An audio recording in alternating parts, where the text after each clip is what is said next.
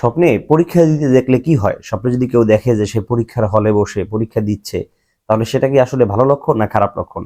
এটা কি স্বপ্নদ্রষ্টার জীবনে কোনো আগাম বিপদের বার্তা দিচ্ছে, নাকি তার জন্য কল্যাণকর কোনো বিষয় আসার সুসংবাদ দিচ্ছে? মনে রাখবেন, স্বপ্নে পরীক্ষা দিতে দেখলে কি হয়, বই পড়তে দেখলে কি হয়, পরীক্ষার হলে যেতে দেখার ব্যাখ্যা কি, এগুলো নিয়ে কিন্তু আমরা ইতিপূর্বে বিভিন্ন ভিডিওতে কথা বলেছি। চাইলে আপনারা আমাদের চ্যানেলটা একটু স্ক্রল করে দেখে আসতে পারেন।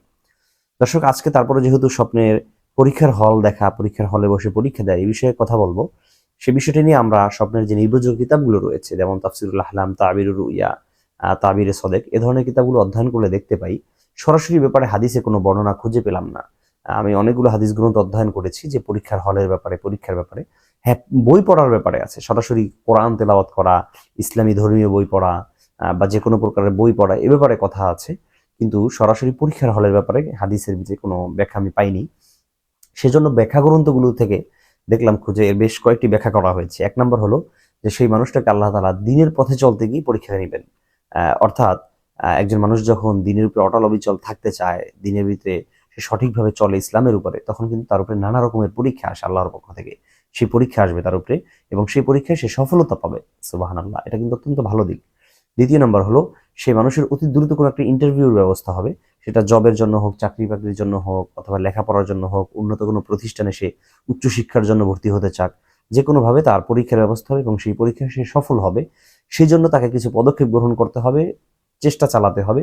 এই ব্যাপারে তাকে সতর্কতা অবলম্বন করার জন্য বলা হচ্ছে যে তুমি সতর্ক হও, তোমার কিন্তু সামনে এক্সাম আছে, সেই এক্সামে কিন্তু তোমাকে সফলতা ছিনিয়ে আনতে হবে।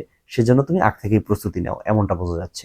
তৃতীয় নম্বর বলা হয়েছে যে আসাবিতু ফিহি আলা দীনিহি কাল কবিজি আলাল জামার। আল্লাহ রাসূল বলেছেন যে মানুষের উপরে এমন একটি সময় আসবে, যে সময়ে তাদের দিনের উপরে অটল অবিচল থাকাটা জ্বলন্ত আঙ্গার হাতে নেয়ার মতন কঠিন হবে। আরেকটি হাদিসে আসছে আসাদুল বালা বালা উল আম্বিয়া সুম্মাল আমসাল ফাল আমসাল। নবীদের বালা মুসিবত সবচেয়ে বেশি, তাদের পরে নবীদের মতো যাদের ঈমান আছে, যাদের আমল আছে, তাদের বালা আরো বেশি কঠিন। অর্থাৎ নবীদের পরে তাদের মুসিবত একটু কম, তাদের থেকে ঈমান যাদের আরো দুর্বল, তাদের মুসিবত আরো কম। যাদের ঈমান যত মজবুত, তাদের মুসিবত আরো বেশি। যেহেতু নবীদের ঈমান সব থেকে মজবুত, এই জন্য আম্বিয়াদের মুসিবতও সবচেয়ে বেশি মজবুত ছিল, কঠিন ছিল, বড় ধরনের ছিল।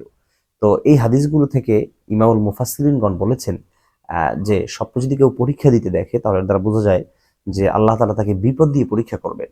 তার উপরে হঠাৎ কোনো একটা বিপদ চেপে আসবে, এবং সেই বিপদটা আল্লাহ তাআলা দিচ্ছেন তার উপরে কোনো গজব হিসাবে, আযাব হিসাবে নয়। তাকে পরীক্ষা করতে চান যে আমার এই বান্দা কতটুকু দিনের উপরে অটল অবিচল থাকতে পারে। তাহলে আমরা বেশ কয়েকটি ব্যাখ্যা জানতে পারলাম।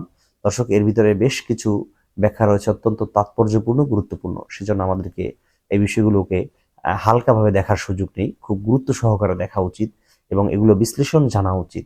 আমরা সঠিক ব্যাখ্যা না জানার কারণে অনেক সময় হতাশাগ্রস্ত হয়ে পড়ি। দর্শক, আল্লাহ তাআলা আমাদের সবাইকে ভালো ভালো স্বপ্ন দেখে সেগুলো আমাদের জীবনে কিভাবে প্রতিফলিত করতে পারি, কিভাবে আমাদের জীবনে বাস্তবায়ন করতে পারি, সেজন্য আমাদের সচেষ্ট হওয়া উচিত।